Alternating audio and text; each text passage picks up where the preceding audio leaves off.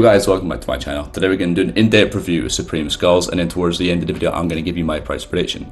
Just before we start the video, make sure that subscribe button's doing a big way for 500 subscribers, so make sure that button now to secure your place. And also I'm going to link my Twitter in the description down below. Make sure you follow that for some real-time updates. In my research on this project, personally, I'm not impressed at all. So one thing that really put me off is we can see here they've actually admitted to over-allocating whitelist spots due to a mistake on their team's behalf, which means that even if you've tried very hard to try and acquire this whitelist, you are not going to be guaranteed a mint, which shows they're really not putting their community first. Now they say this is due to a lack of due diligence, but personally I think it's not really too hard to keep a track of how many whitelist spots you're handing out. So it could be this, but I think it could also be is the fact that most projects over-allocate whitelist spots basically to guarantee themselves a sellout. We saw this with other projects such as Gummy's Gang, but then we basically saw this project receive a lot of backlash and their floor price has suffered a lot, and this project is now almost dead. So I think could have happened is Supreme Skulls could have intended to do this to guarantee themselves a sellout, but then have changed due to them realizing what this means for the project. But again, it doesn't really show good intentions of the team.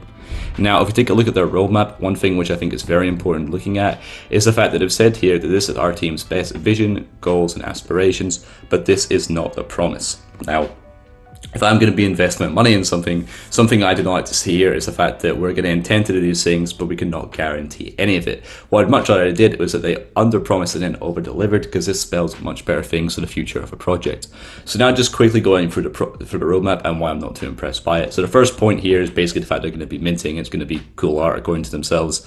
Next is going to be merchandise. Now they say this is going to be designed by the creator, and you're actually going to be put into a high percentage giveaway to be sent this merchandise. Now they don't actually mention here if this merchandise is going to be free or how much you're going to have to pay for it, and also you're not even guaranteed to get this merchandise. The next is going to be the Great Airdrop, which is basically going to be a different collection, and you're going to be airdropped this for free. But this airdrop is basically going to have no utility behind it, and only if you're a big fan of the art are you going to enjoy this part of the roadmap. The next is going to be expanding the brand, and in my opinion it's a very vague point. They mentioned creating a group that allows holders to get very exclusive drops, taking part in in-game land and digital collectibles from other collections. So this is almost a nothing point because they are too vague on it. In the long term, they basically want to create a mainline fashion brand. Basically, as they say here, they want to bring main fashion brands into the metaverse for digital collectibles and basically bring them into the Supreme Skulls brand. But I don't see any mainstream brands wanting to collaborate this project because they don't really have anything to make it stand out.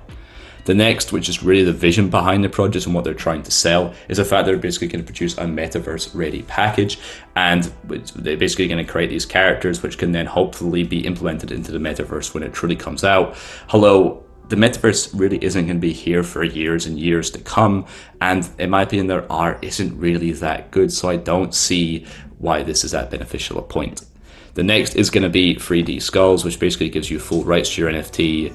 And the next one is basically going to produce a roadmap 2.0, and it's going to be in real life events, which you know I'm not a big fan of. So in terms of details of this project, it's going to be a 6.6K collection, and it's going to have a whitelist price of 0.079 Ethereum. So the collection size isn't too big, which is quite good, and also it's a relatively low mint price, but in my opinion, it's still overpriced for what you're actually going to be getting for this project.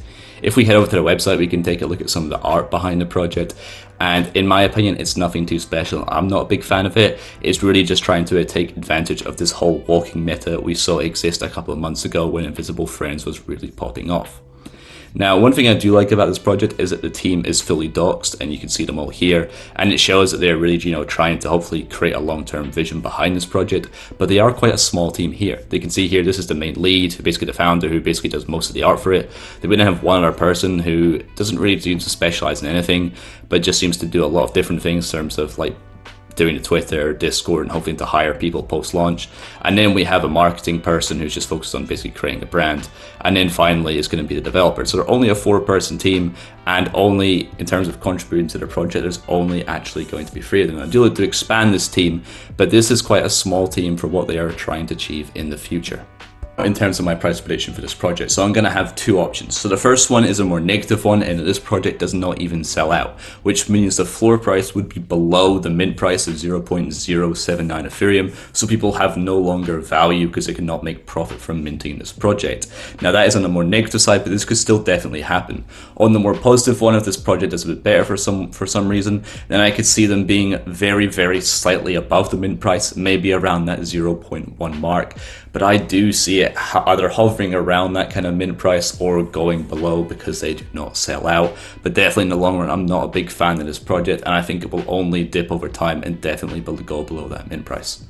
Thank you guys so much for watching. Hopefully you enjoyed. Peace.